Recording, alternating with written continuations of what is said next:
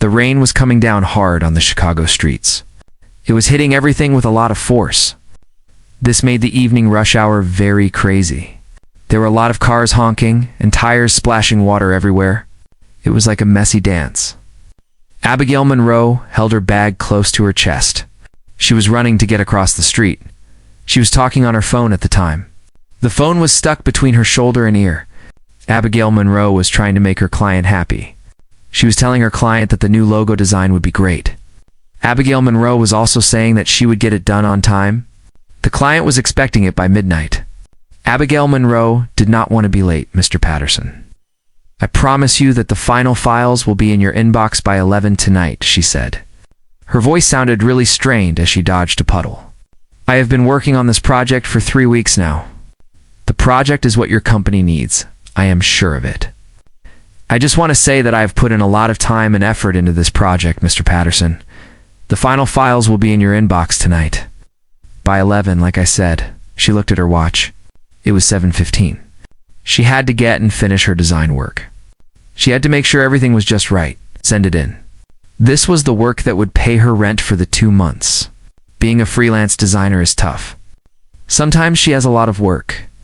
Sometimes she has none. This month, she really needs to get paid so she can pay her rent. She needs this job to work out so she can have money. The light was green for pedestrians. She looked one time, not a second time, and walked into the crosswalk like she owned the place. That feeling of being sure of herself lasted 2 seconds for the pedestrians. The pedestrians in this case was her, and her confidence was short-lived for the pedestrians being her. She was the pedestrian. The pedestrian who had confidence, and that confidence did not last long for the pedestrian who was her. The light was still green for the pedestrians. That did not matter to her, the pedestrian, because her confidence was gone, and that was all that mattered to the pedestrian. It was her. The sound of tires screeching was really loud with all the rain coming down. Abigail got hit on the hip. It was not a hard hit, but it was enough to make her fall onto the wet road.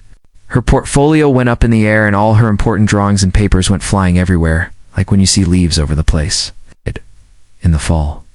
Abigail hurt her ankle when she landed, and for a bit she just lay there feeling pretty dazed with rain falling over her face. The rain just kept coming down on Abigail. Are you totally crazy? A voice asked from above her.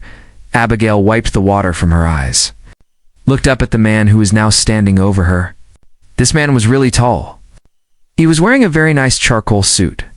The suit was so nice that it probably cost a lot of money than all the clothes Abigail owned. The man was looking at Abigail with a face like she had done something very bad to him and had ruined his whole day. She said, "Excuse me." Her voice was really shaky. She was trying to sit up. It was not easy for her. "You hit me," she told the person, still trying to catch her breath. "Theodore Blackwell said you walked in front of my car." He was really upset. He ran his hand through his dark hair. His jaw was tight. His brown eyes looked angry. "The light had just turned green," Theodore Blackwell said. "The pedestrian signal was on." Abigail said back, trying to get up and away, wishing she had not. Her right ankle gave way. It hurt so much that it made her leg feel like it was on fire. She cried out in pain. Would have fallen down again if Theodore had not grabbed her arm. The pedestrian signal was still on. Abigail was really hurting. "He told me not to move." His voice changed a little. "I was hurt," that is what he said. He was talking about my injury, the hurt that I had.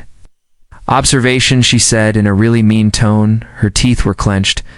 "What made you figure it out? Was it because I am having trouble standing, or was it because your car hit me?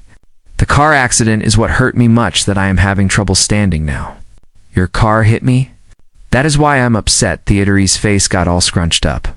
He did not let go of her arm. People around them stopped to see what was happening. Some of them were staring.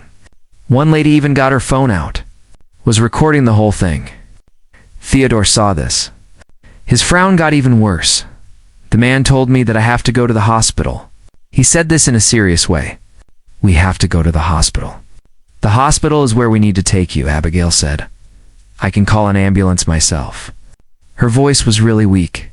The pain in her ankle was getting worse. It was moving up her leg. Her portfolio was messed up.